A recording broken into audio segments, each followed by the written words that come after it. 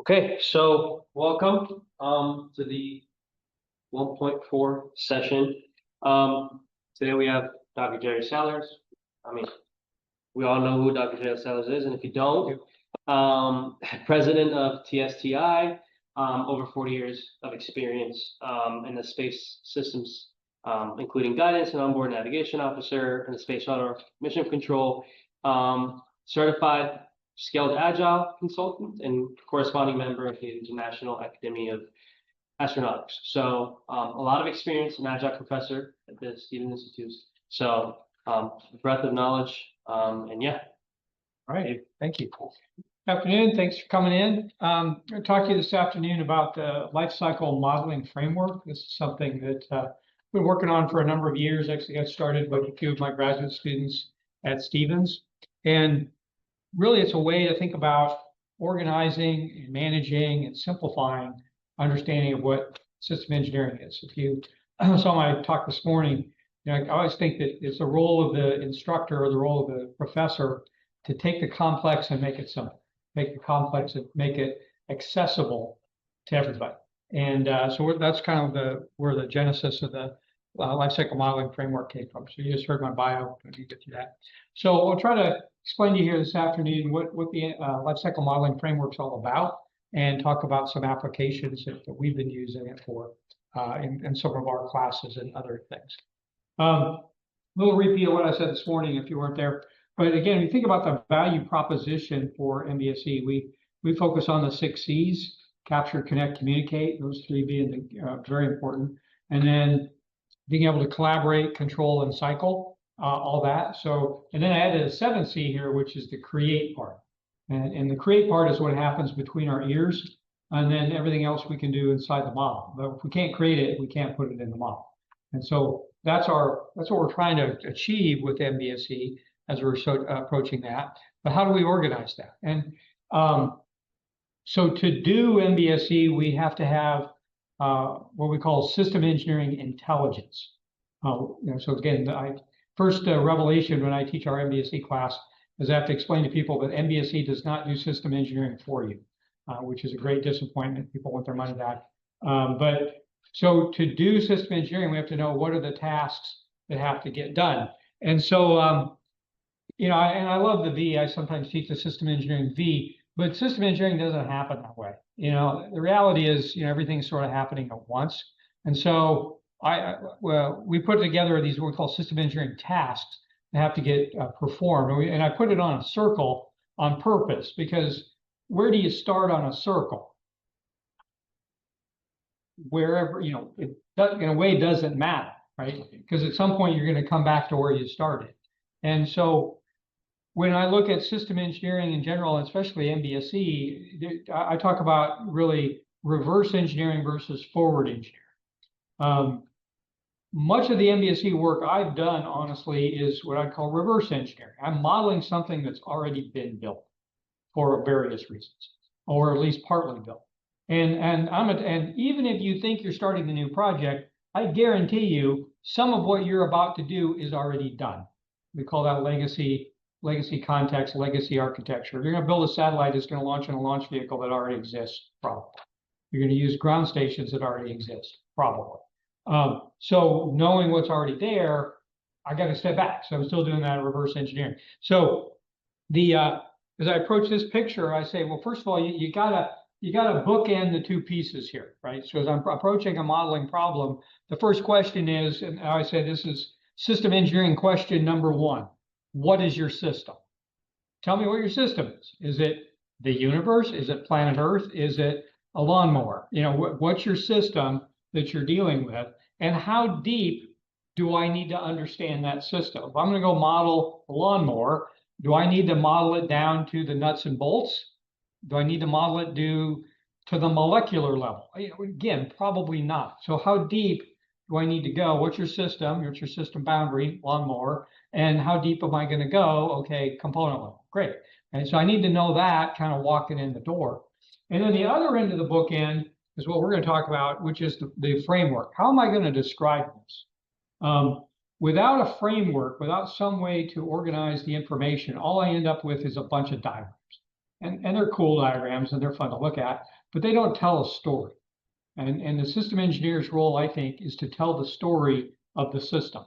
And that story has a beginning, a middle, and an end. It has some characters and some plot development. You know, it's hopefully an interesting story. But how do I tell that story? And that's the framework that's on the right. And then in the middle are all the tasks that I need to do. And so in my class, I always ask people, okay, which widget or which pie wedge there should you start in? And it's, you know, it's an open-ended question that has a lot of answers. And what do you think most of the time people answer is on that wheel there? And I ask people where to start. What do most people say they should start? Right there. What do you say? Requirements. Yeah, everybody's going to start with requirements. Sure, we could start there. Okay. But before I write requirements, what do I want to know? Objectives and key results. I can't tell you how many. I was doing a project for Air Force Research Lab one time. They're showing me the requirements, and I had to ask them finally, "What are you trying to do?" And they're like, "What?" And I'm like, "What are you trying to do?" And after 10 minutes on the whiteboard, we figured out what they were trying to do, which proved that the requirements they had didn't necessarily address what they said they were trying to do, and therefore had no business writing a requirement. So I would say if I have a forward engineering problem, I would go with objectives and key results for step one. But where would I start then on a reverse engineering problem? If I tell you to go model a lawnmower, what's an obvious place? Where's an obvious place to start on the circle? How about physical architecture? Because I can see it. You know, so if I can see it, touch it, you know, that's a pretty good, easy place to start. It's got a handle, it's got a blade, it's got an engine. You know, so I might start there. So at the end of the day, it maybe doesn't matter where I start, right? Depending on the nature of the problem. And depending on the nature of the modeling effort I'm undertaking, I maybe don't even need to do all those things. I maybe only need to do a subset of things. So what I'm doing is trying to help you understand what are the things I need to potentially get done here as tasks. And then Warren walked in just in time. So this is Warren's look at the key things I need. And I call this the startup checklist that we need to be able to do MBSE. And it starts with that, you know, understanding the system engineering, the structure, the modeling language, and then we're going to be talking about that architectural framework there on the bottom right. And that was kind of the motivation then for the development of the lifecycle modeling framework. So we said I was working on a lot of projects with different students and different types of classes, graduate students as well as professional students in our training classes, and struggling with really how to organize all the information that comes out of not just system engineering, but especially model-based system engineering. And that was why we came up with the lifecycle modeling framework. So the motivation here was that a lot of the frameworks that are out there, and you know, I've used DODAF a lot. I think DODAF's a great framework. UAF, haven't used that much. I'm not a huge fan so far. Nobody's convinced me I need that many viewpoints. But there's a lot of other, and you know, Zachman, great framework. You know, a lot of, you know, it's kind of hard to beat Zachman in a lot of ways. But what I found is that most projects don't always start with a blank piece of paper. So I'm going to have some amount of information already developed before I even start. And a lot of times we're not tied specifically to our solution context, and there's no, up till now, UAF maybe being an exception now, not a framework directly tied to MBSE. Obviously, DODAF, you know, predates really MBSE in a lot of ways. I would also suggest that a lot of the frameworks are somewhat tied to waterfall approach to project management. Not really, they're not agile in that sense. And I would say they're not full life cycle focused. So DODAF again is very much, I'd say, left side of V. I mean, DODAF's great. There's no requirements view. There's no verification view. You know, it's like, you know, that, I mean, it tells me part of the story, but doesn't tell me the whole story. So what we were trying to lay out, you know, LMF, our goals were to, first of all, something simple, right? I'm going back to that, keep it simple. How do I explain this to, you know, students who've never heard of this before in about 10 minutes? And if I can't explain the framework to you in 10 minutes, then I think we're done here, right? Because if people don't want to spend that much time focusing on it. So it's got to be simple, easy to explain. I want something flexible. gives me be able to adapt to different kinds of modeling tasks, depending on what they are. I want it to be compatible. So I want it to be compatible with all the diagrams and artifacts that I know I'm going to want to be able to create, use case diagrams and functional flow diagrams and things like that. I want it to be comprehensive to cover the full life cycle, not just left side of the V, but everything, including some program management things. Measurable. How do I know I'm done? One of my criticisms of the existing frameworks out there is how do you know you're done? I've searched for years. Tell me when your DODAF architecture is done. There's nothing that tells you that. There's no guidance that says this is definition of done for DODAF at a specific point in the life cycle. If it's out there, and you can show it to me, I'd love to see it, but I've never been able to see it. UAF, I don't know they have such a thing. And that's where we came up with an assessment criteria here. Also inclusive. I didn't want to go off and invent a bunch of new artifacts. So I think OB1s are great. Let's use them, right? So you don't have to throw out your old favorite artifacts. There's a home for them here, and there's a home for everybody. We welcome everyone. And then again, agile, this ability to kind of start anywhere, right? I don't have to start at the beginning because I don't always start at the beginning. I might actually start at the end. I've had a lot of projects that they start, they come into MBSE at verification. The system's already built. They're reverse engineering the artifacts. They're reverse engineering the requirements based on the test plan, right? So, where are you going to start? You got to be ready to start anywhere. So that was where the motivation came in for that.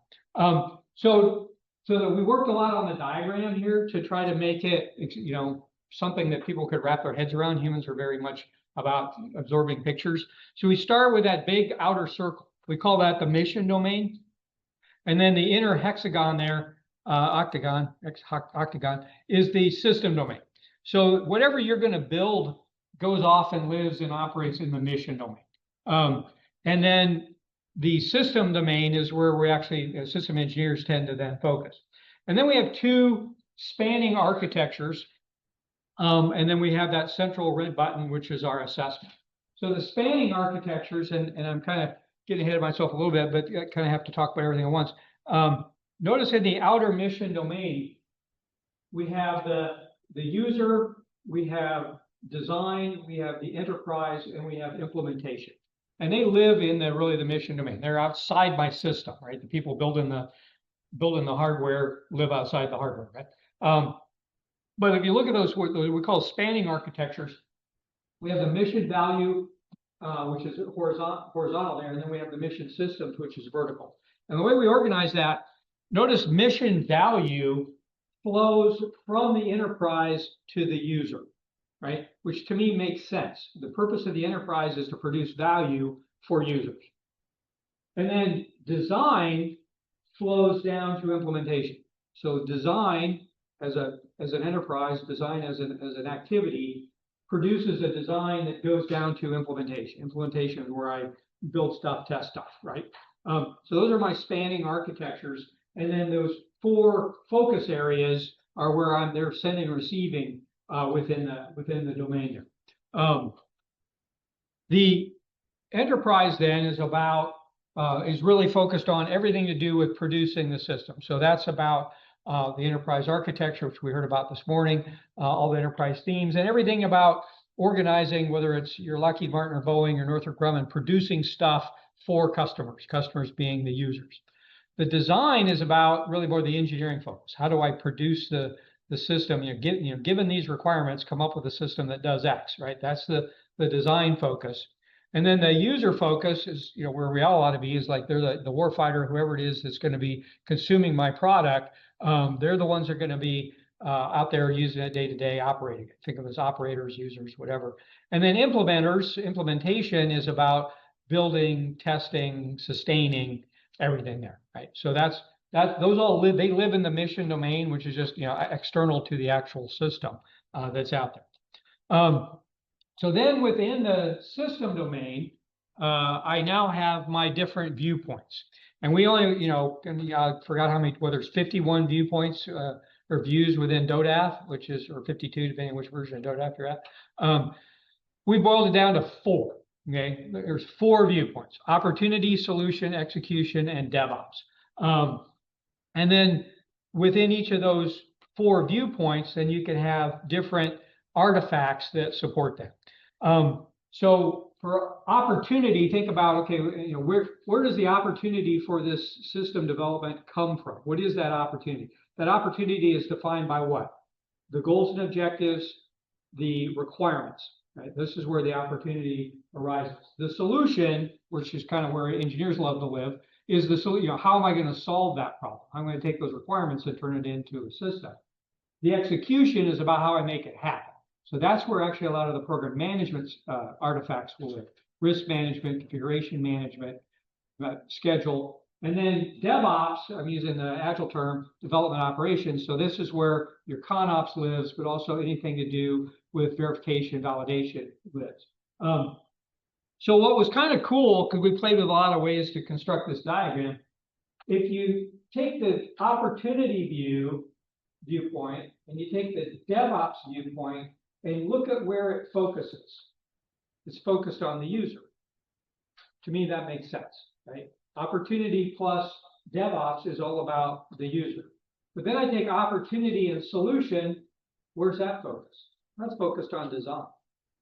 Then if I take solution and execution, well, that's about the enterprise, right? And then finally, execution from DevOps, that's all about implementation. And that was sort of an epiphany when we laid this out. We're like, oh, that's kind of cool. But I think that makes some sense, right? This makes some sense to me. So then we are going to develop various artifacts that would go in and support those viewpoints. So what are the artifacts? Well, we produce a lot of artifacts, you know, as part of our system engineering and project management endeavor here. And what I would like to teach is the difference between where we are programmatically versus where we are technically. System engineering, in my mind, is a knowledge game, right? The purpose of the game, the objective of the game is to get smarter over time, okay? And that's our technical maturity. And so we have technical baselines that we have there on the left, but they're lined up or should be lined up with project milestones there on the right. So when I am at PDR, preliminary design review, I should be establishing the design to technical baseline. And if I'm at the design to technical baseline, then I should know all that stuff in the middle down to that line. Those are representative artifacts there. If I don't know some of those things, then I'm not as smart as I should be at this point in the project, right? And everybody knows if we're not as smart as we should be, and we have a PDR scheduled, we'll just delay it, right? No, we don't do it. So what do? Right? We proceed at risk, and then we have a Delta PDR. But to me, it's the system engineer's job to speak truth to power and go to the project manager and say, hey, boss, we can do this thing we're calling a PDR, but we don't know some of these things, so we're not as smart as we should be, so we're proceeding at risk. So as long as you're cool with that, that's why you get the big bucks, and then great. All right, but understanding where we are technical maturity-wise is an important part of that, which is, again, one of my beefs with the current, a lot of the existing frameworks, is it doesn't give me a definition of done. It doesn't give me some sort of a, how do I know how mature I should be at this point in time? So I wanted to marry that up. And so as an example of that, this is what NASA puts out in there. They have a document called NPR 7123. And at the back of the book, they have entrance and success criteria for every design review. And the Navy has these, and different organizations put them out. And they're all, we say in English, much of a muchness. They're all very similar. But they're not organized, right? So they tend to give you a laundry list of stuff to do, but it's not necessarily tied to specific artifacts, and they're not necessarily organized in a way that's useful. So what we try to do is organize all that and think about the problem, as I said earlier. Is this a reverse engineering problem, or is this a forward engineering problem? And every forward is going to have some element of reverse, almost guaranteed. But some are almost purely reverse, right? So, you know, again, I've been working with some government projects where we're, you know, the model's trying to catch up with all the engineering that's already been done, right? You know, so and so I'm not inventing new stuff. I'm trying to capture old stuff, right? And so I need to know what kind of problem I'm dealing with here. And so we kind of laid out a little flowchart of, you know, well, what am I trying to do here? I want to start by developing my mission value. And that's where it goes out of that, you know, mission. value streams. I'm a big fan of value streams. Like, okay, tell me what value your project delivers, right? If you can't tell me the value, why are we building it, right? And then what's the system look like? What's your system architecture look like? And then tell me about your assessment. How do I know I'm done? What are my maturity metrics look like? And then go into either reverse or forward modeling scenario, one or the other. So we came up with a list of artifacts, broken down by viewpoint, and they're fairly high level artifacts there. So like under opportunity, who are the stakeholders? What are the objectives and key results? What are the requirements? I went in and actually took all the DoD, all the DODAF views, and I just put them in where I think they would go. So to me, all the capabilities view would go there. And then under solution viewpoint, kind of traditional system engineering artifacts. So your physical architecture, your functional architecture, your interface architecture, that kind of stuff. Under execution, that's going to look like a lot of program management artifacts. So agenda, reviews, budgets, technical planning, things like that, but also risk and hazard assessment. And then under DevOps is where I got V&V planning, all of that, as well as ConOps type things. And then one of the things, again, as we're again trying to teach, especially trying to teach MBSE, if I hand people this list, it's like, oh my God, that's a lot of stuff. How do I do all of it, right? And the question is, do I even need to do all that? And so we said, well, can we come up with a subset of that? And again, stealing from Agile, Agile has a concept of a minimum viable product. So we said, can we come up with what we'll call a minimum viable model? What's the absolute bare bones we need to have a model that kind of stands on its own and answers some basic questions? So we identified by check mark there the ones we said would be candidates for the minimum viable model. And so we said the minimum viable model should answer these 4 questions. What does the system do? What is it? How do I use it? And can it kill me? Right? If I can answer those 4 questions, then that's probably what I need to know. So I'm going to hand you a lawnmower. Okay, well, what is it? What does it do? It cuts grass. How do I use it? We'll push here and don't touch the blade. Great, thanks. So if I know that, that's probably a good place to start. So then that ends up then with the artifacts that I need. So scope, needs, goals, objectives, ConOps, functional architecture, physical architecture, interface architecture, hazard analysis, ConOps. And if I know that, that's not a bad place to start. And you can model that, then you're good, right? And there's no real reason to go deeper if I don't already know this stuff, right? So we start with that, and then that gives us a place to start.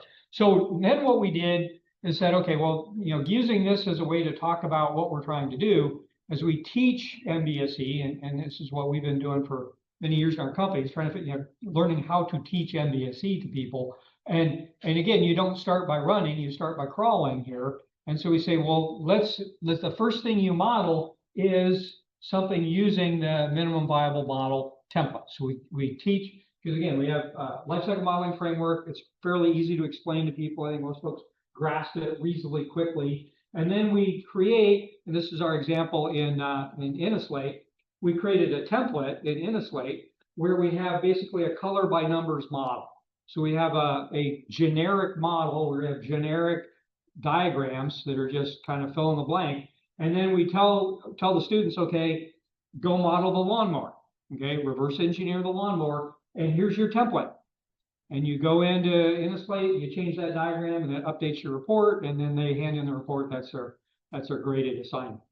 But it gets them a way to step by step through it, and so they're not overwhelmed by the tool. It's more about how do I apply system engineering thinking to come up with the value stream, the physical architecture, the functional architecture, without having the tool get in the way of the understanding of it.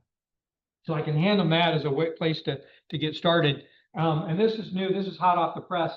One of the things we're tool agnostic in the company, so we also teach using Cameo. Cameo, extremely powerful tool, amazing tool. But the first thing I tell people with Cameo is that the user's manual is 5,000 pages, and I'm not making that up. No one on planet Earth understands that tool. I mean, it can't be. Nobody understands 5,000 pages anything. So there's a lot of ways to teach this. So what we've been doing is figuring out, well, how do I teach that tool? And to do that, we came up with I think a pretty cool approach. We just came up with this about 2 months ago. So we built a minimum viable model in Cameo that's all basically narrated.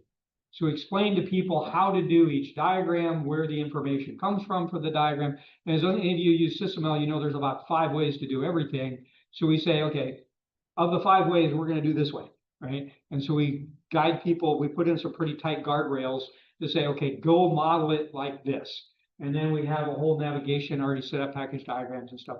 And so, so we've been using that pretty effectively too, to kind of keep people, you know, again, deer in the headlights. There's like so many ways to do stuff, especially in SysML. Okay, forget all the other ways. We're just going to do it this way. You can do other ways if you want, but let's start here. So we just rolled this out earlier this year, using that, giving people like, you know, here's your logical data model or meta model for that, and giving them a more of a constrained approach to do it, so that they can focus on understanding what it's all about without getting overwhelmed by just the tool itself.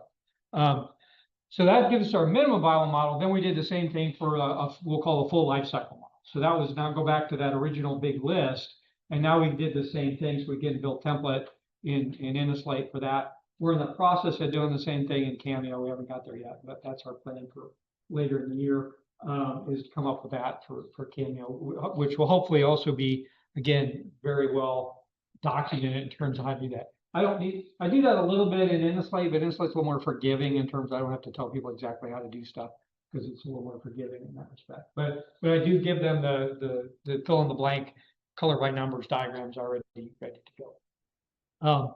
So we've used this in a lot of stuff. We did a program. I use it in graduate courses. I've used the Innoslate version. I just used the Cameo version in a graduate course that worked really well.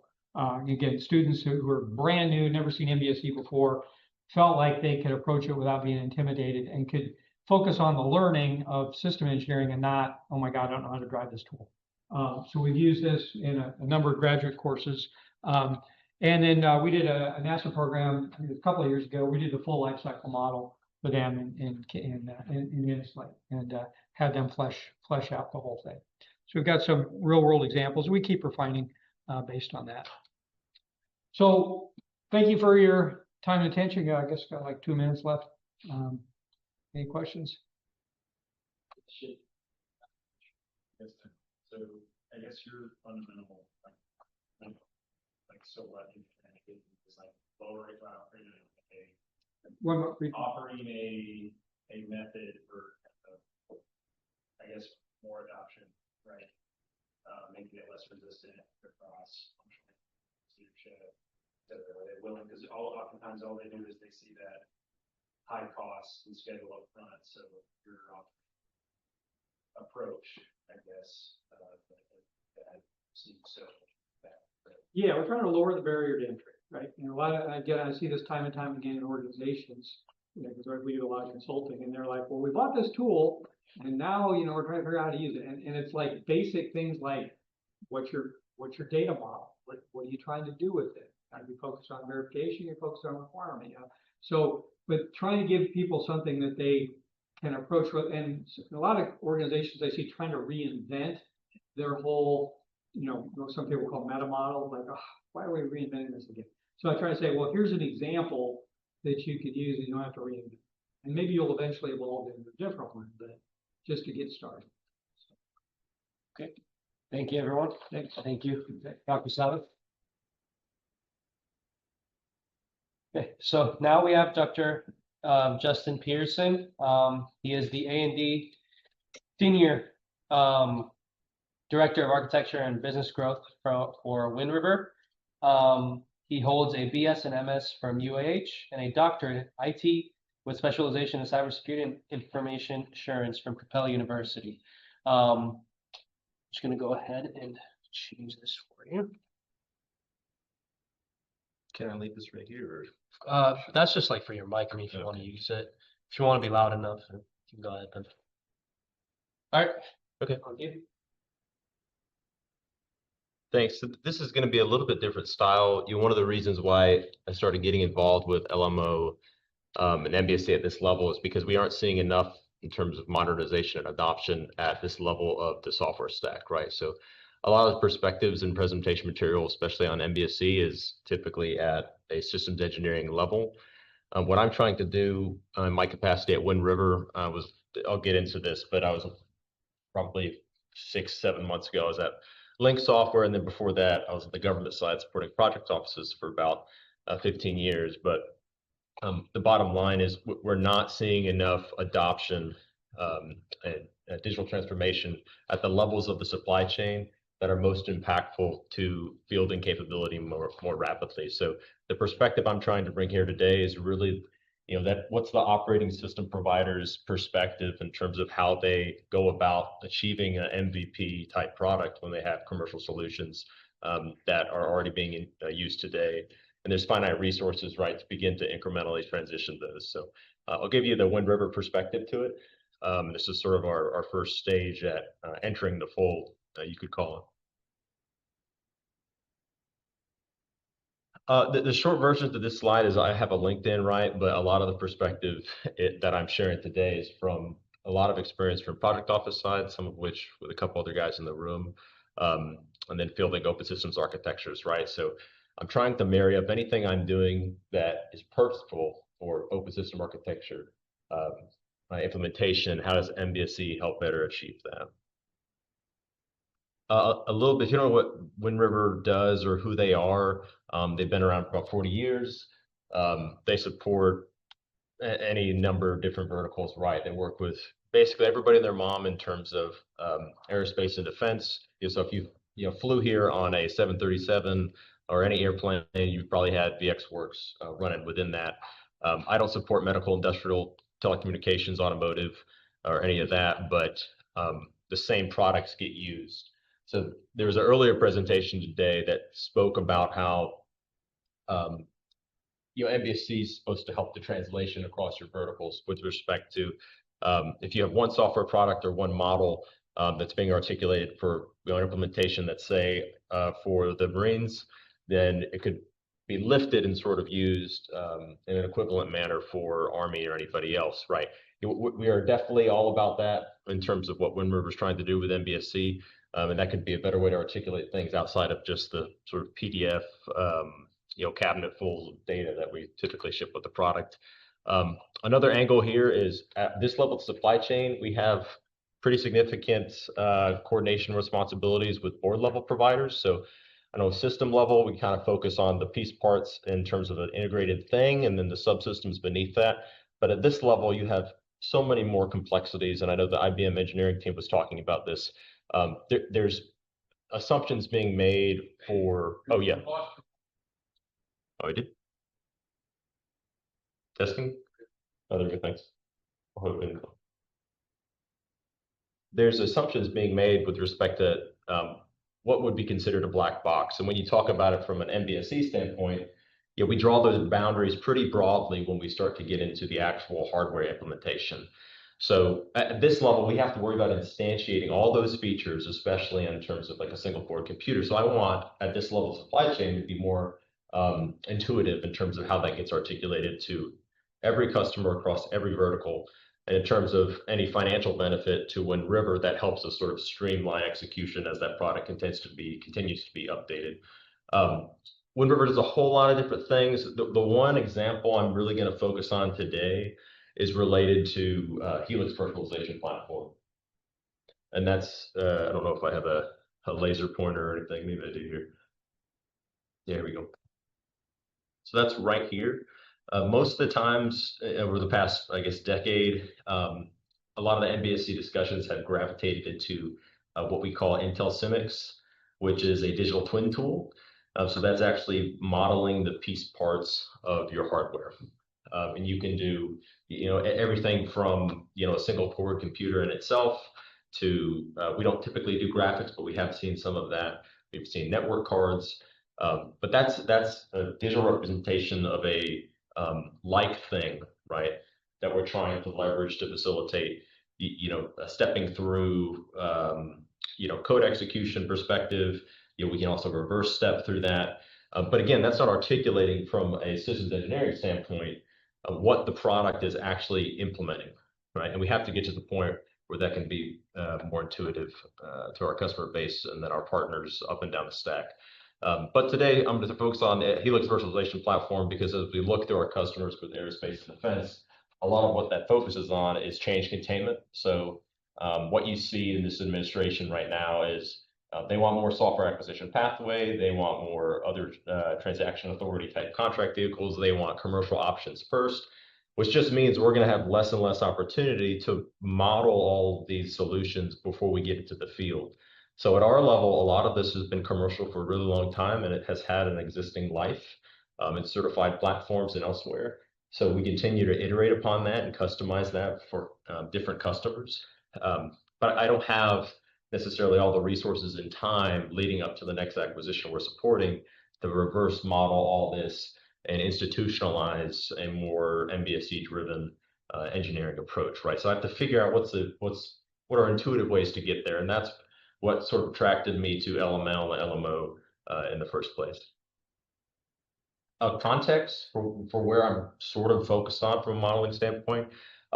For something like HPP, you can almost look at it like the central nervous system to a platform. Typically on any platform, whether it be a fighter jet or a tank or a helicopter or even a telecommunications tower, where you have like a baseband unit, a radio access unit, you have something that's integrating all of the nodes at the edge and allowing you to do a sort of command control status and update.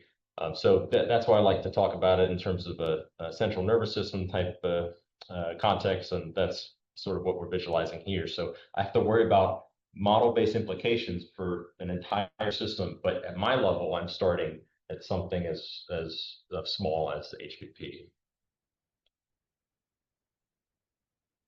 I'm going to sail through most of these. So this is just sort of where we play today. One thing I've noticed supporting anything related to open systems architecture is that every consortium body has a different, I'll say, love language and flavor that they're trying to bring into the fold. You know, for the future airport capability environment, that's all about open APIs so that I can integrate software more rapidly, in a more reusable fashion. It doesn't necessarily help my certification case all that clearly, but it does give you some benefits there. But the bottom line is they're looking at model-based approaches for their standards just now, and that's been around for over a decade. With IEEE, there's a whole lot of investment going in things like time-sensitive networking. That's also more document-based right now. It's not model-based, except ironically, all of the implementations of that are model-based tools that are helping them reach a configuration that can be deployed, right? So we're doing a whole lot of things that are ending up being text-based and then leading to implementation that's dependent on more intuitive model-based configuration builders. So when we look at this, it's like, well, the product already inherently provides that level of configurability and openness, right? Now I just need to match up the certification elements to this, which what we call lifecycle data, right? When you're talking things like Helix virtualization platform, when you're talking about flying in a helicopter or a fighter jet or 737 or whatever, there are processes from a safety perspective that we have to comply with that necessitate a whole bunch of data that has to be created, it has to be planned for, it has to be executed. Then you have to prove what you executed was in accordance with your plan. And because of that, it's oftentimes expensive, and it can take quite a lot of time to get flash to bang for any individual acquisition. So I think we have really good coverage in terms of what that product can do today, but all my lifecycle data is stuck in PDFs or native file formats for a particular test tool, whether it be for development or verification. So leading into what I'd like to see modeled and what I'm hoping to leverage more and more with respect to lifecycle modeling language and through LMO participation is all these outward facing, and this is outward facing on purpose, right? And I can't show you what we would call like a software design description that would have architectural diagrams within that articulate what that product is, but this is loosely giving you sort of the internals to that product and all the worries that we have. I mean, we have to worry about instantiating actual hardware and the peripherals that matter for the implementation. So if you think of like an avionics computer inside of a fighter jet or helicopter like we were talking before, it's not just like you have processor like you have in your laptop today and it just works, right? Everything is deterministic in real time, so memory has to be allocated, time has to be allocated. There's certain errata that exists with boards that has to be known and evaluated and tested against in terms of the guardrails that come along with using any particular processor, and that varies by processor architecture. So in terms of what I would model, this could be different for an ARM target, from PowerPC target to NVIDIA target, and a sort of RISC-V target. You're talking about space side, and then we build it from there. And because we're getting more modular architectures, another thing we have to worry about is I may get board support packages not just at the hypervisor level, but I may get them self-contained within their individual virtual machines or guest OS environments. And then they all have different needs with respect to the hardware virtualization. Some things like being virtualized, some things don't like being virtualized. But the bottom line is all these considerations, right? They exist in blocks and PowerPoints. They exist in blocks and PDF material, and they are not well traced with any product at this level of supply chain directly to requirements. Now, I do have requirements databases. I do have design models that exist in a different native file format that has a digital thread life internal to Wind River, but it's not necessarily at the integrated system level, and it's not going to be sort of instantaneous and interoperable with the customer's end environment. So again, this is something that we're acknowledging exists as a sort of dilemma today when you have a commercial product like this. This is software, yes, but there's hardware dependencies that the software ties itself to in terms of certifiability. So again, this is what we're trying to inch towards, and this is the example that I think is best focused for now, is because of most of the tie-in, and because of this is really, think of it as facilitating third-party insertion, right? This isn't Wind River doing anything. This is Wind River providing something to a Lockheed or Boeing or Raytheon, and they're integrating their software applications all through in there, right? It could be Android, could be Linux, could be a real-time operating system, but the variety is increasing, and our ability to articulate that intuitively in a model-based format is not necessarily keeping pace.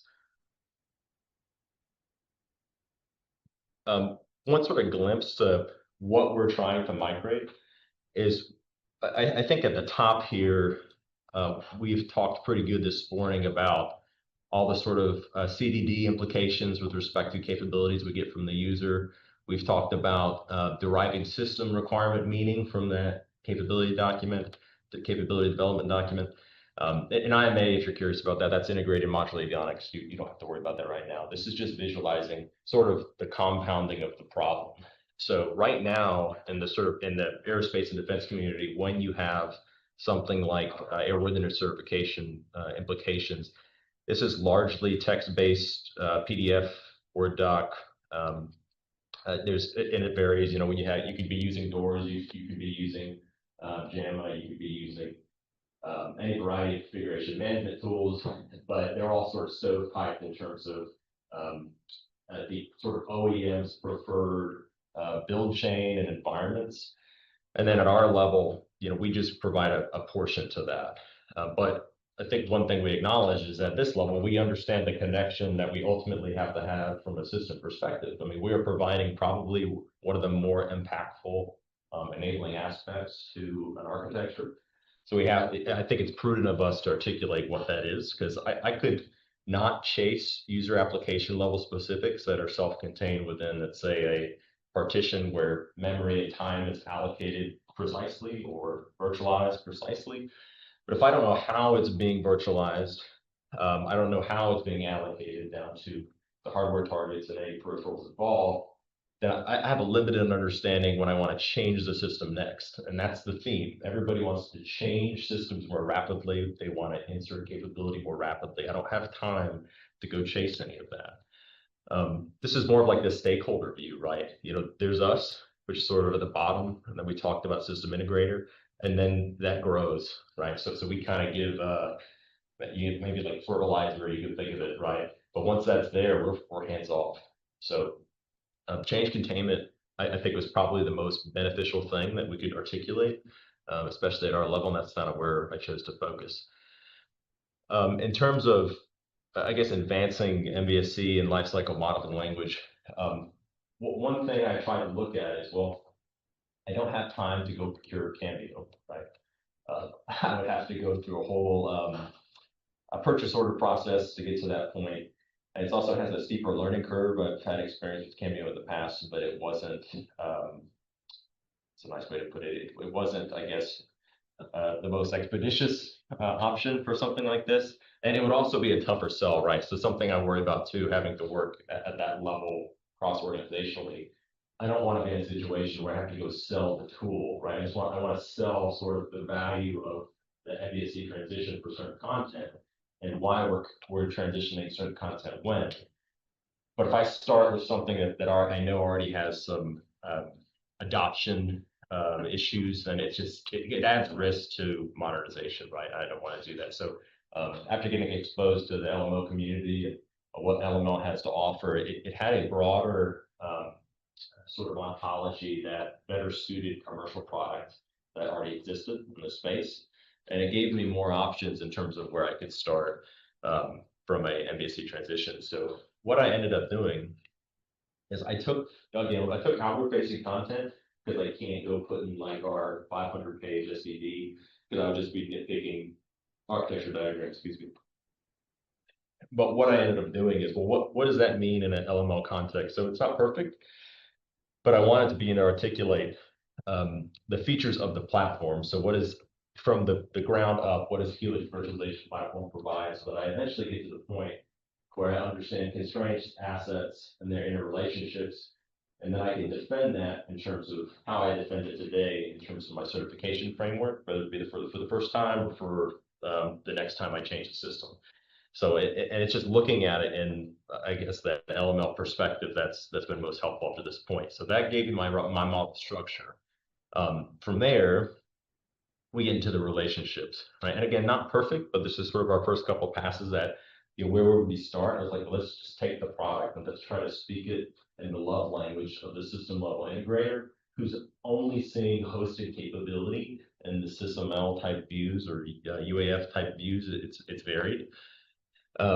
So again, it's not perfect, but what was interesting about it is that we can start to, I guess, convey considerations to the integrator about aspects such as, if you're using a hypervisor system and you're instantiating all of these resources at a hardware level, there's things we trust, there's things we don't trust. There's tooling involved so that we can do this openly from an implementation standpoint, and we want to do that openly from a documentation standpoint. So that's why we go into things like, our configuration vector. We have a tool called configuration vector, and it generates XML-based configuration so that I can get time slices and memory on a precise basis to, again, a virtual machine or a partition. We call it an ARIC 653 partition, which is a separate standard that's worth its own conferences, and it typically does. But the bottom line is it lets me show, hey, that's an element you have to consider here.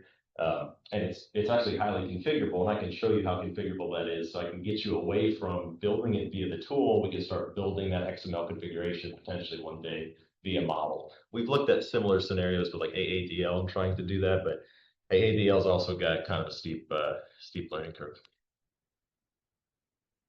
Some lessons learned. So what I loved about this is in InnoSlate, for example, so just to plug InnoSlate, they've been very flexible and helpful with me over the years with increasing exposure to their tool kind of indirectly, but also allowing me to do the trial and error and sort of bring these teams that when I've come on board in some place, especially like when River, I kind of bring them along for the ride.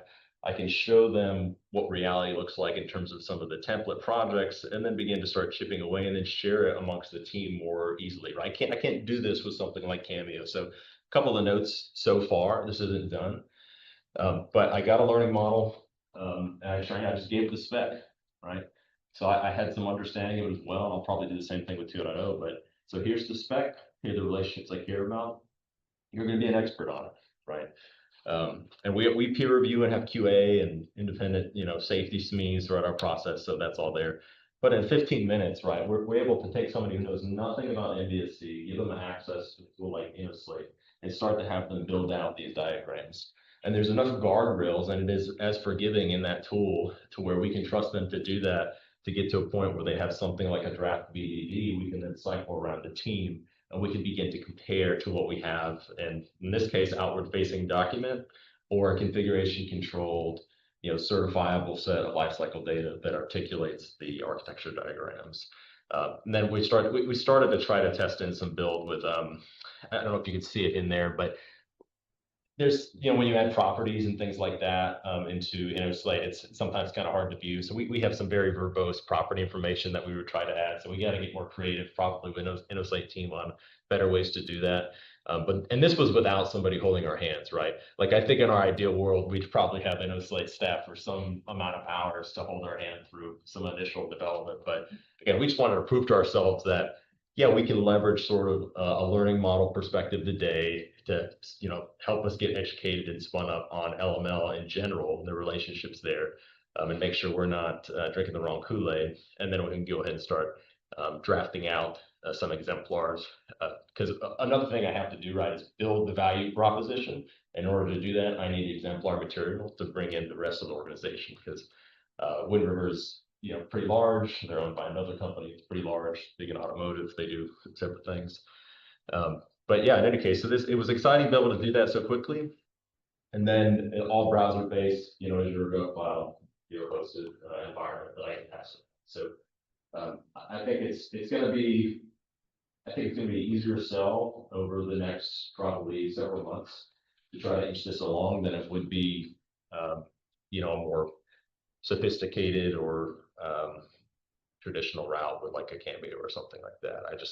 It's just too difficult to try to reverse model for that environment. So this is just tip of the iceberg for us. But I think, at this level, the best thing for us is we enter the fold in terms of LMO and everything else that's going on with the MBSE community. And we're giving sort of a bottom-up perspective to something that's been traditionally, I'd say, top-down for the most part. So yeah, will keep us honest, I guess, as we continue to do this. But yeah, that's the main thing. So.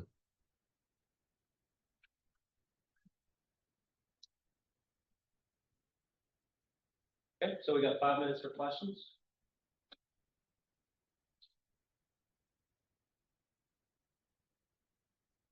Was the primary Don't judge my diagram. I know you're from Minnesota.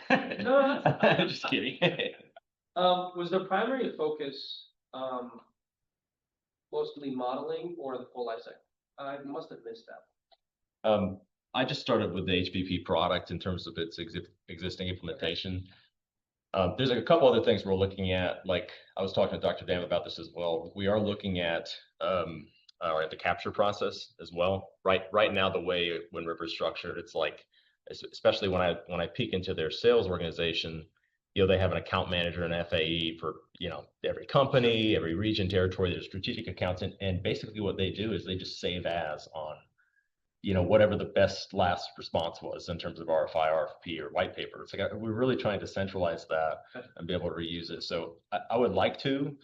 That's more engineering implications. And right now I'm just trying to convey in the same language the customer conveys the requirements. So that's probably. You guys do conversion analysis and things like that.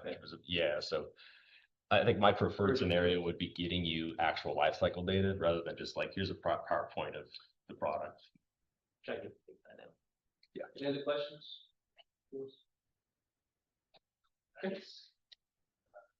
No, not allowed. not from that side. Yeah.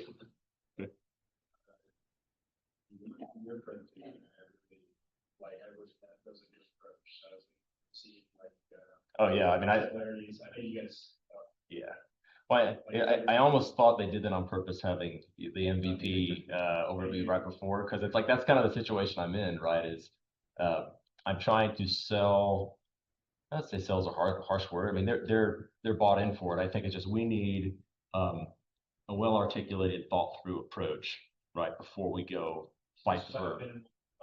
Yeah, this was sort of like, guys, this is easier than you think it is, right? And it's like, and this wasn't like we haven't even gotten into the ecosystem of other companies who helped with this or other templates that exist, right?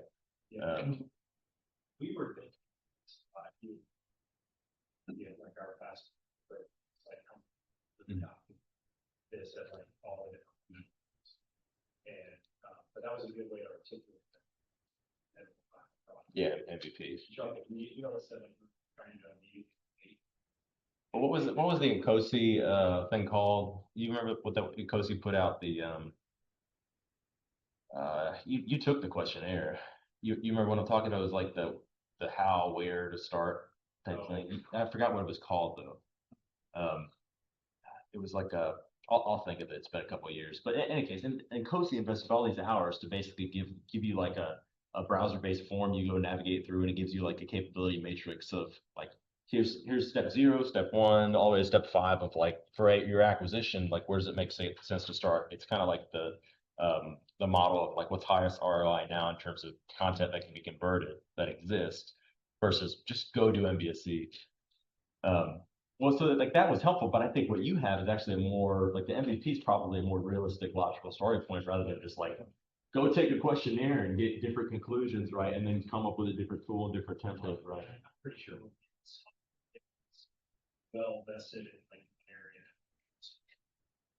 Yeah, well, we didn't have our enterprise didn't really help us with that at all either. So that I was going to ask you later, but the MVP template stuff you have for that's like that's not like that's something they'll advertise as well, or it's good for TSTI. I'm not very good at getting Steve to, I mean, they could, but I just haven't closed the loop with them. They're all Steve aware. Oh, We yeah. can talk after. Well, there's good templates in there now. Yeah, we can talk after.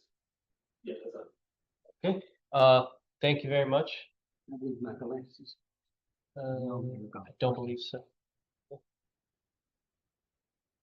Okay, so we're just gonna give it a little bit more for the next presentation.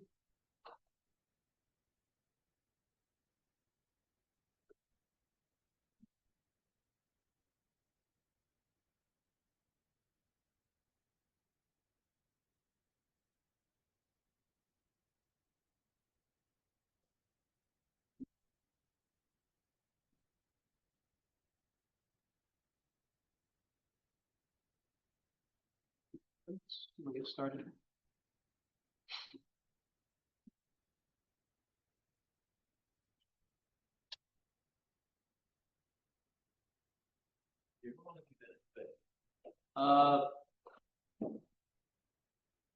Since June 2022, 2 years of intern, 1 year full time. yeah, that's a Yeah, I was not. No, I wasn't here yet last year. Or, yeah. I felt like a picture. you know, I've been an intern for 2 years. Where I was. I've been full time since I graduated my master's.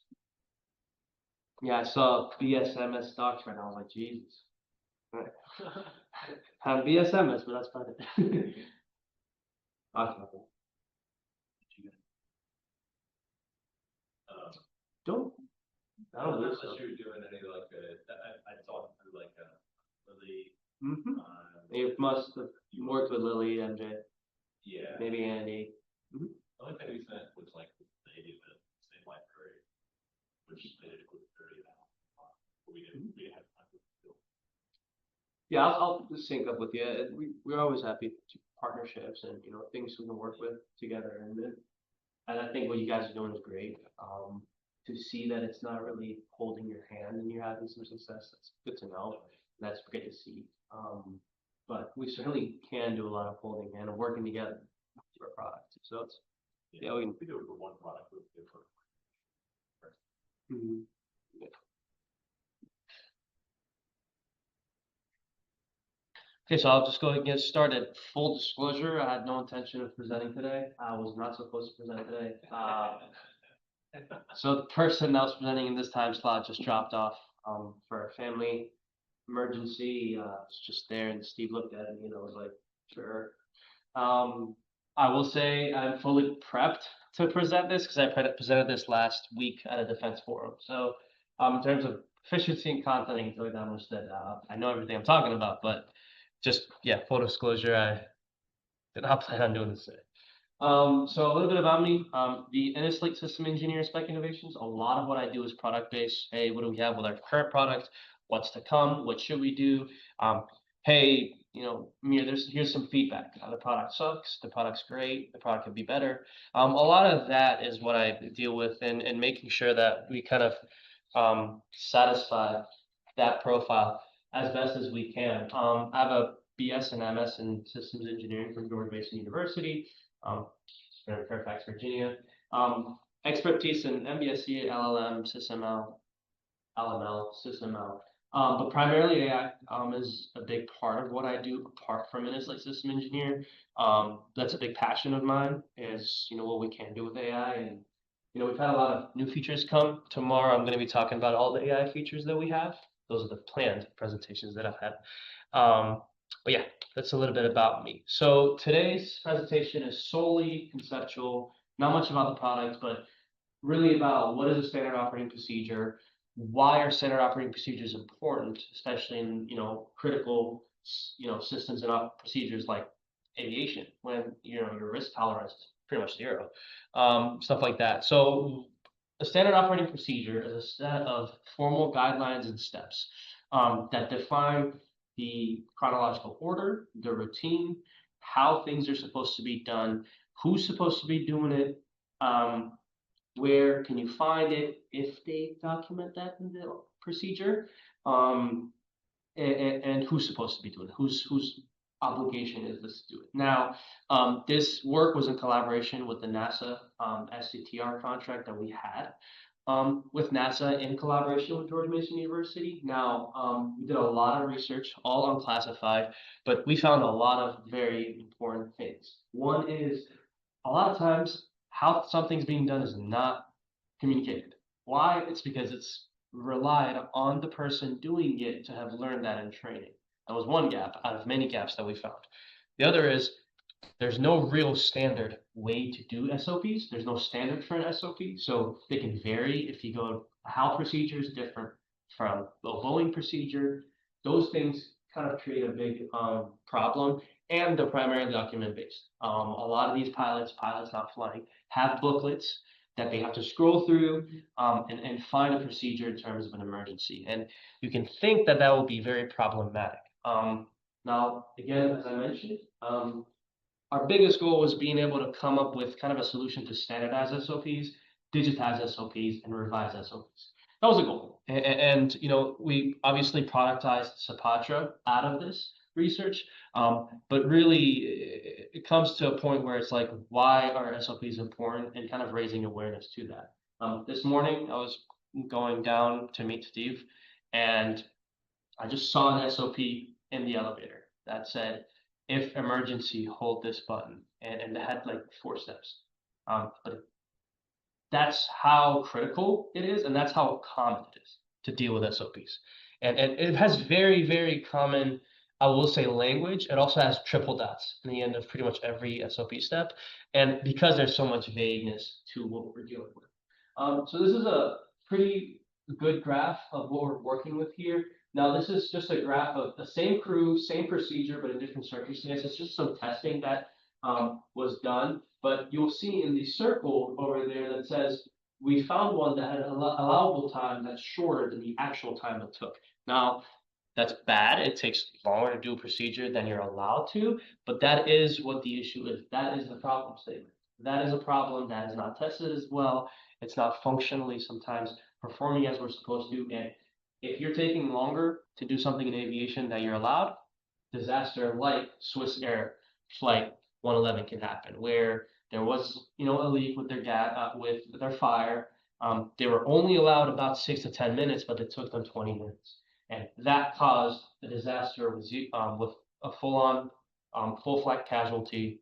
And that was a disaster that struck fully because they didn't do correct standard operating procedure. They didn't test their SOPs to make sure that it's going to meet.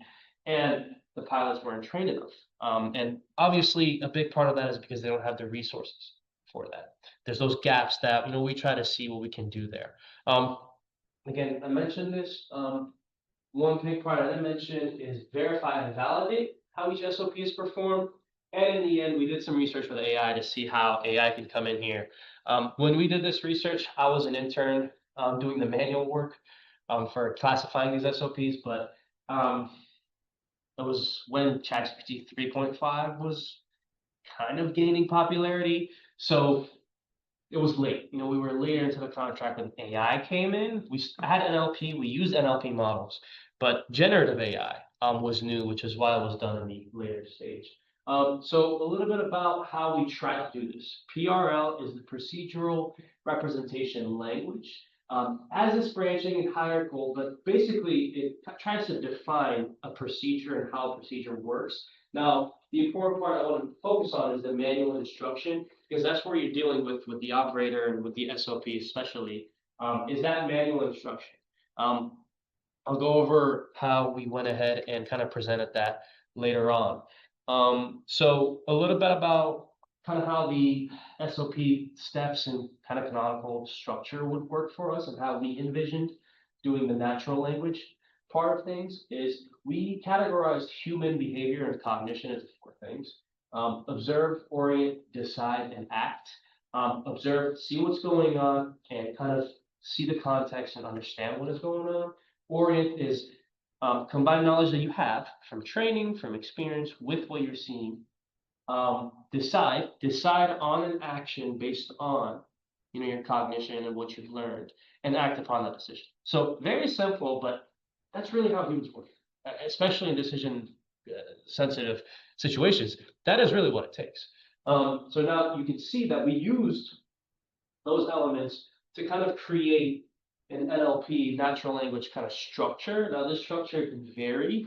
You can argue that this structure can have a better version with research and all that. Again, that is how research works. But this is the structure we came up with, and it's the structure that we rely on for our NLP model, which is actor does something, there's a trigger, there's a decision, then the action happens, you wait to see and verify after waiting. Now, that's one way we did this NLP, but that's kind of the visual representation of it and kind of the textual representation of it. So now that we went over the cognitive sense of things, here is the extension EPRL part of things and how we decide to extend things. Trigger, decision, action, waiting, timing, and verification after waiting. Each SOP step we decide has to have these 5, or at least has to have action. If it doesn't have action, the SOP is incomplete and is invalid. That's the main rule we had.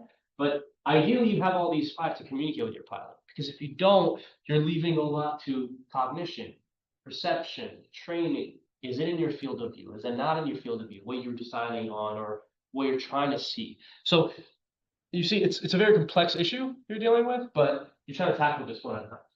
So as I mentioned, manual instruction, we extended that as an EPRL, which is an extended procedure representation language that has actor, trigger, decide, action, waiting, and verification. Each of those have what, how, and where. You don't have to have what, how, and where. You don't have to have all 3 under the branch. You really don't.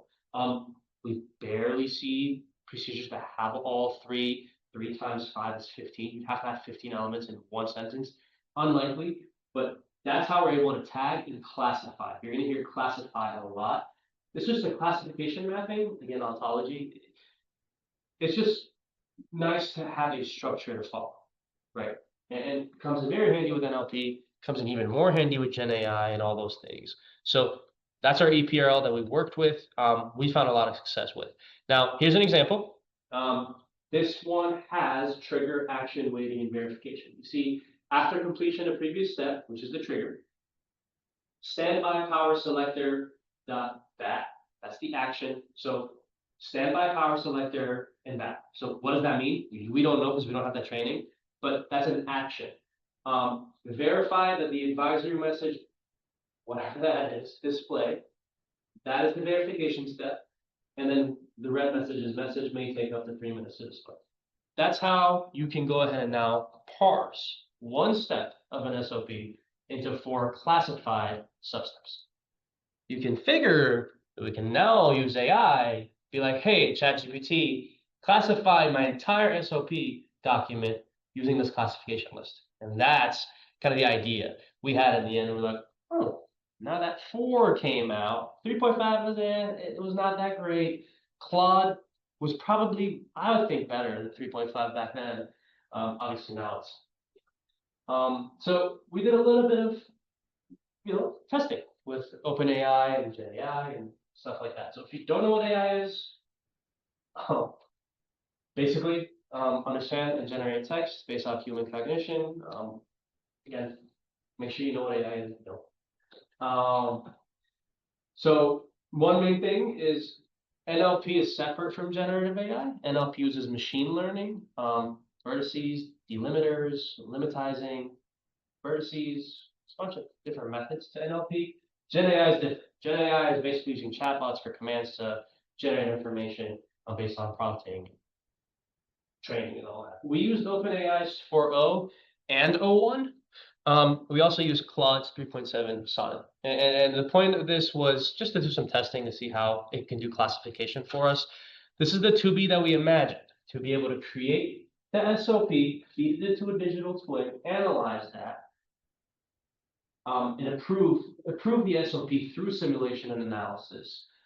Publish the SOP as an XML, as a PDF, however we want it to be, then train using the SOP and have more successful piloting. Now, how would you gain more successful piloting? Would be through the simulations, would be through the verification of, hey, we have this massive diagram and this, how things are supposed to go, how much time distributions you have.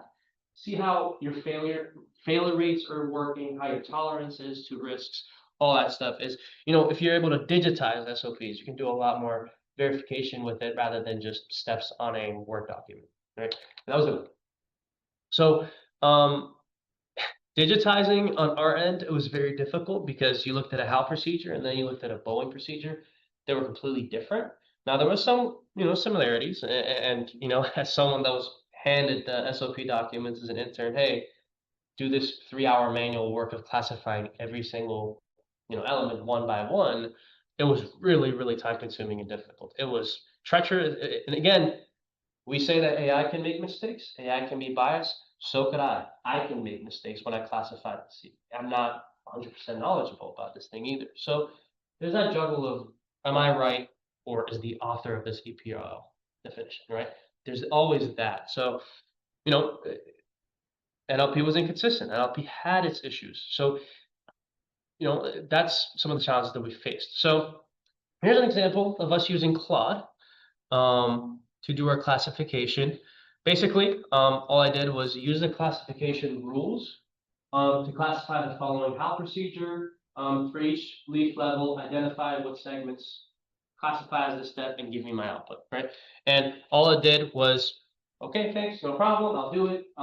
Action what is stow the monitor, action where is against the wall. Step 1.1.2, action what is stow the keyboards, where is against the wall. So it does that leaf level classification one by one. Now, is it right? That's where the human in the loop comes in and says, no, this is not okay. Refine this, fix this up. That was Claude. This is OpenAI. OpenAI, this is 0.1, where it did some reasoning. Now, reasoning models, if you're not aware, they're kind of agentic models that verify and validate upon each other's answers. So it gives an answer, it kind of checks itself using kind of new definitions and new understandings. So I didn't have much success with the 4.0 because it was quicker to the point and kind of blabbered a lot and had some wrong information. The reasoning model outperformed the Claude's because it kind of took its time, it understood what's going on, it did it step by step, and it did some variability. Now again, not a perfect product, and this is the stock product.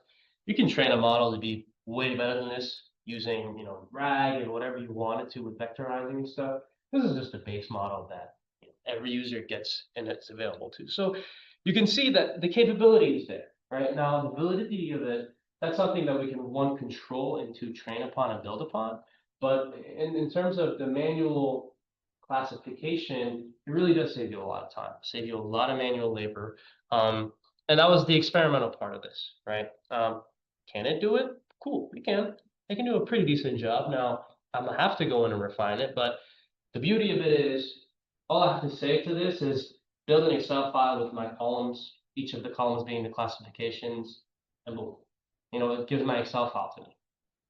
Or give me a Word document of this, or give me a PDF. You can do a lot more with digital information rather than just Word documents. So On the product standard, SOPatra part of things, this is a sample of us providing the how procedure with, five steps of an SOP. Basically, our import analyzer in Sopatra takes this and provides that. What it's doing is using NLP to assign crew member and PNF to each branch. See, it says crew member detaches, it goes to this branch. PNF goes to this branch. So we have a very set template and a very set set of NLP rules to have to follow for the import to be successful. That is because we're using very, very deterministic NLP. Now in the future, we might be looking into AI and having it be more flexible. I can sentence your input. But again, at a small level, and we've done, I still don't want to include massive little examples because you're not going to get much from it. I just want to have it blow up and be very clear to see. But we have, and we did do a lot more experiment with way bigger documents, and had a lot of success. And what this allows us to do is go ahead and then get quantitative information, which I'm going to show after this. So I've already mentioned this. Reasoning models are always going to be superior than chat models. They always will be, because there's going to be that step and that level of communication and agentic behavior. Ton of documentation on what an agent is, what an agentic behavior is, what reasoning models are. Kind of all around is known knowledge that they are much better. So I expected the reasoning model to behave better, but on the surface level, chatbots had a lot of success classifying and providing the Sopatra template for me, given I gave it the Sopatra model. Pros and cons, really quickly go over this. Understood context, adapted to my prompts, improved over time as I told it, hey, this part was wrong. This is not actually how you do action what, action where. Made corrections over time. It used to be that when you made a correction, it would be very extreme. Now it's kind of taking its time and being a little bit flexible with the prompt engineering part of things.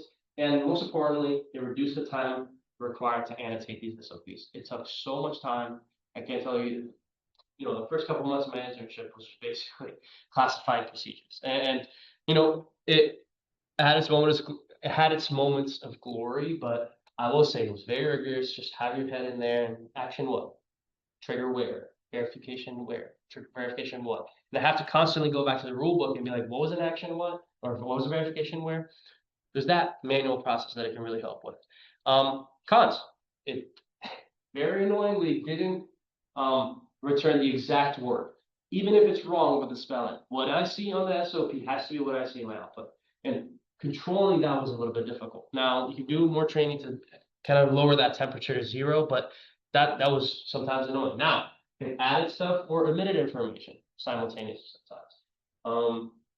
Requiring extensive prompting, that's kind of expected. You should be doing extensive prompting. If you're not, you're just not doing real prompt engineering. And the domain expertise is an element, but it's a controllable one because you can give it personas, like was mentioned this morning. If you give a persona to these agents, they do a very, very good job at understanding what I need to do and what I'm going to do. It's very constrained to that persona you teach it. So the expertise part, not super worried about it, but still, you're going to have a human in the loop. It's not going to be, this is 100% right, this is rule of the world, because it just should. You need to have that verification. They're just not there yet. It might get there, might not. So on the quantitative analysis part, we obviously, as you might know, we have a discrete event simulator, Monte Carlo simulator. One is for more deterministic and one is for more stochastic simulations. Now, as I mentioned, each element has its actors, where it's being done, how it's being done, and what is being done. So each of those are going to be able to be quantified into measurables. And how? Because we are able to do time, schedule, cost, schedule, and performance. And in this case, we're focusing on time and performance of things. The time being the time parameters that we put into each element on the slate, and performance being the overarching overall performance parameters that we gain from our simulation. So allowable operation time, AOTW, is basically how much time you're allowed for this operation to happen. Time of procedure is how much time it took. Procedure buffer time, this is your risk tolerance. If you're doing aviation, you probably want a 0.000 something. right? A risk, obviously 0, but zeros are fun to achieve early with those things, but that's how it should be. You have to have your risk tolerance and then test against your risk tolerance to see how you did. You can also have AI, come up with calculations to come up with better time metrics, time distributions.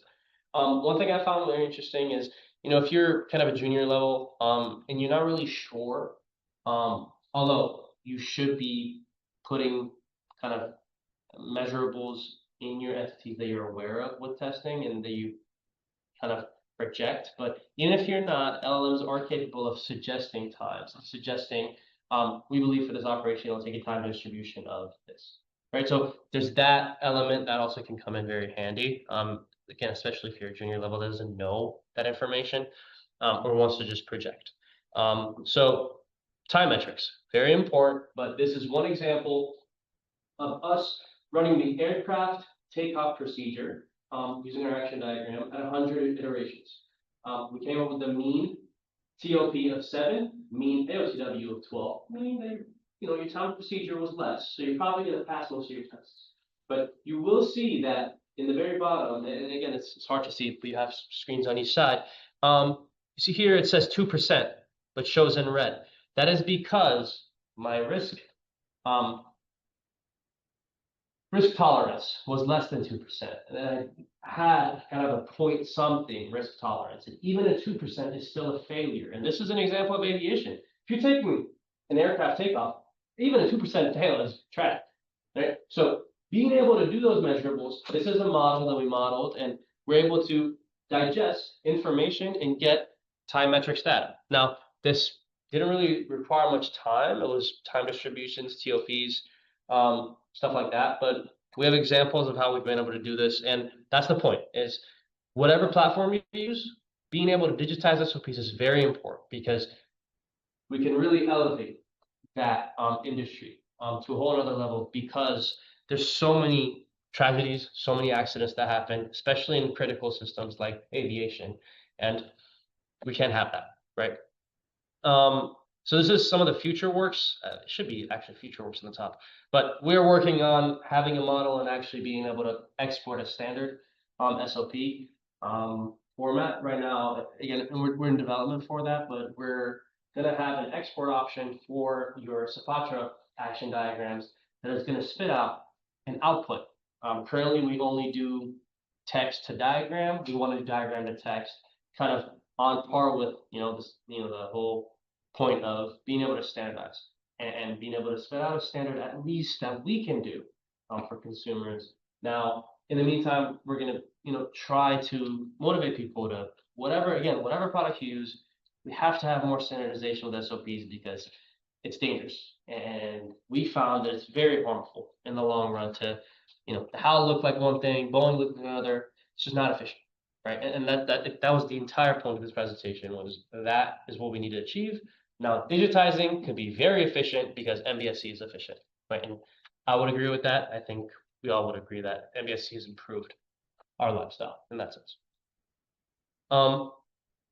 In conclusion, generative AI, it was kind of a half part of this, but again, extending on that, you can do a lot of great things. It needs to be controlled, it needs to be monitored. It will not take your job, it will only enhance your job. And that's kind of why I love it, because it's really helped me. And even some outside sources, a lot of work being done in the citation GMU side of things, and it was a great collaboration. We had a lot of success in that end. Questions? We have 5 minutes actually for questions, discussions. And thank you. I didn't realize software could not go diagram text. When do you think they'll build it? Dangerous part of me knowing is I don't want to say it. But right now we are in a bug cycle of making sure we do maintenance of the product. But I would say later this year. We're going to be in development of that. The point of it, again, the infrastructure we have, because we have the NLP that reads it. But what we have to do is enhance that NLP to be able to output the standard. I think it'll be a huge behavioral help and performance help, because we get that question a lot. Can we get an output? Can we get a standard? And we finally come to terms of like, yeah, we need that and allocate time and resources to it.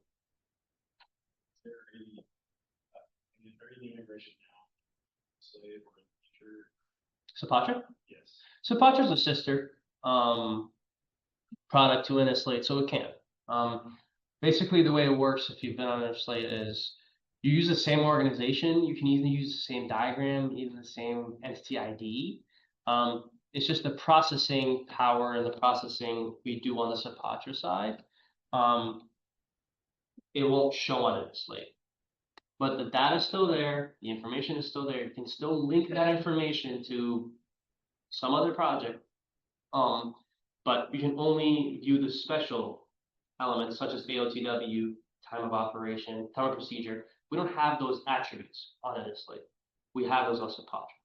But they're still viewable, but they work very hand in hand. They work together, but the simulation and analysis part of things can only be done on Sapatra.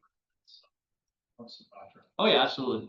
Now, mind you, yeah, NSLate itself has very robust action diagram simulators like Monte Carlo and discrete event, but Sapatra is different in the fail rate. We have that added. We have the time of procedure and AOTW, but everything else is, yeah, they're sister products, but they work pretty good together.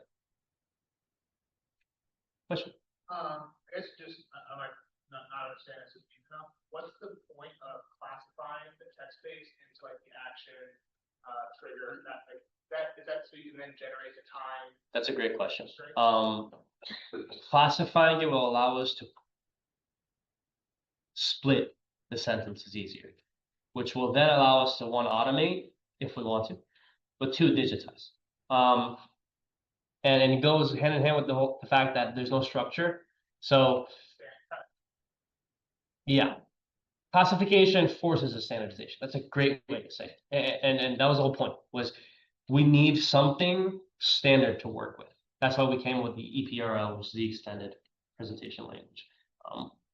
We had some good success. Now it's not perfect.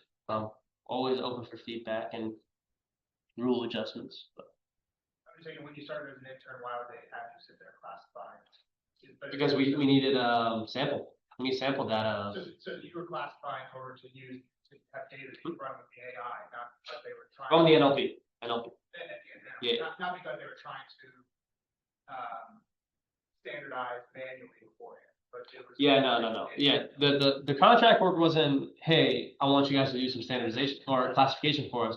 The work was, how can we digitize this and have a digital twin plus do standardization?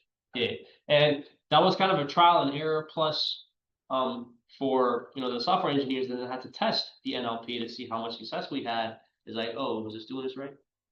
Or and we human data, and that human data took a long time because you're dealing with a 20-page SOP that each bullet point is very weirdly structured or has if this, when that. Like, it's really hard to understand. And I would be very excited to see how AI could full-fledged get into this.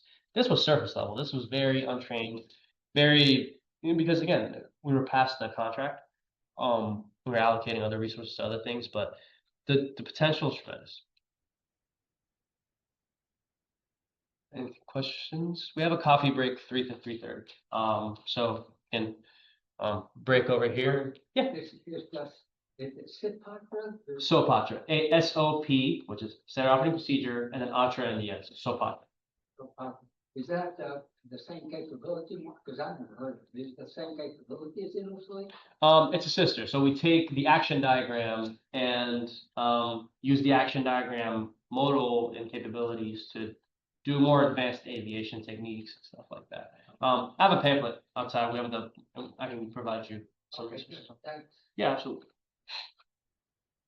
All right, I'm just gonna go ahead and stop this online. Thank you. Thank you, everyone.